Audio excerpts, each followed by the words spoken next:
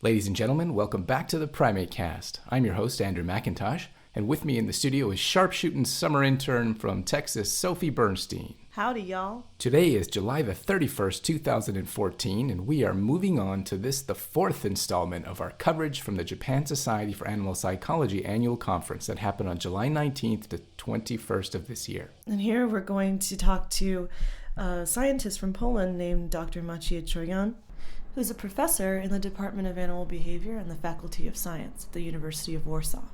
And he's working in the field of comparative psychology. Yeah, it was really cool, this Congress, as we mentioned before, having so many invited speakers. And here's one of the few that was actually invited from Europe, and obviously the only one from Poland. So at some point during the interview, you'll hear him talking about how his general work and research paradigm fits in with maybe the general context of science in Poland, in addition to topics related to his main research, which focuses on lateralization. He's going to start by telling us about his work, which he refers to as functional asymmetry. Functional asymmetry, the brain, is something typical in animal kingdom. And we have two types of lateralization, the brain function, the motoric and sensory. And we try to find behavioral indicators of this process. So we stopped Maciej here so he could give us a few examples on how to illustrate laterality. Well, for example, in motor lateralization, for people about 90%, more than 90% is right-handed, and for example, for the cats or chimpanzee, this proportion is another. And we using the orienting response with lateralization, sensory lateralization. We use sounds from behind, directly from behind the head. And the people and the animals use innate reaction, innate response. Turn head left or right. Listen more than left ear or right ear. And this is the indicator. This lateralization. For example, when the people talk behind us, we turn by right. We won't listen this right ear because we more need left hemisphere to analyze this. But when the stimulus are dangerous, for example, thunder, we innate response to the left ear, turn the left, and we analyze this in right hemisphere. So at this point, I kind of wondered whether or not, for example, if humans are right-handed or left-handed, does that translate into the other similar lateralization for other processes in the brain? And does that also happen for other animals as well? No. It's a motoric lateralization is an independent process, and sensory lateralization is independent process. So Maciej's going to get to it later in terms of how his research is approached in a comparative psychology perspective. But first we wanted to kind of get more into the factors that might drive the evolution of this lateralization in the brain, in terms of maybe looking at some ecological factors and some examples of that. Yeah, so this was a conference on animal psychology, but of course it's still really important to find ecological relevance in the studies that researchers are doing in the lab. And so this is one of the areas that, again, Maciej will talk about later, his own research paradigm. But in his abstract to this conference, I was interested because he did mention the idea of sleep and how lateralization can be related to sleep in animals. And so the example he's going to give right now is how different hemispheres of the brain can operate during migration in birds, and also even just regular sleeping behavior in birds. So here he is on that topic. Okay, in some kind of birds, they have something like this. They can use half brain for example, looking for the road in the fly, and second half of the brain is sleep. And for example, this trip have 10 days in the air, and the birds sleep and changing the hemispheres, left or right hemisphere, and all the time the animal is on air. Sometimes, for example, birds sleep on the ground, and this is the same situation. One eye is open and looking for the dangers, and second is closed.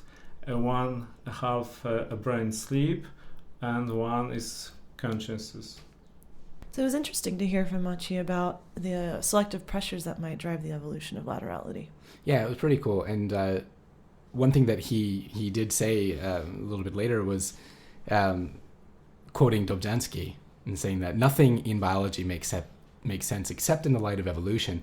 And for Maciej, that also extends to the field of psychology. So now he's going to start talking about his specific research, what he's doing in Poland, the University of Warsaw, starting with some of the work he does in the field. In the field, we generally work with animals like squirrels, badgers, amphibians like newts, and we looking for the response to the novelty in environment, novelty stimulus, and we looking for the migration path, for example, for amphibians, for newts, because we believe, this is our hypothesis,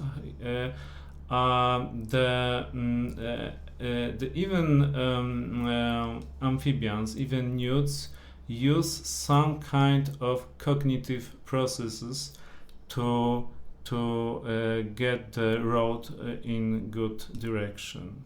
Did he just say newts? Yeah, I think he did, talking about cognitive process in newts. So we kind of had to force him to elaborate a little bit on what he means here. Typical, they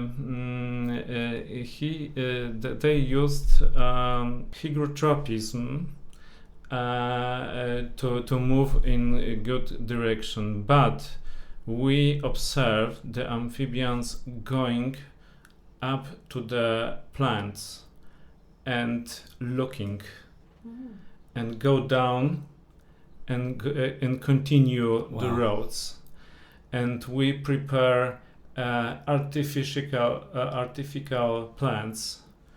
They are completely dry, and we make with changes with environment.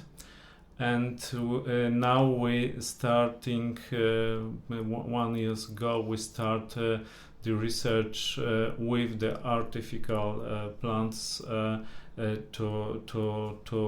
looking for the answer.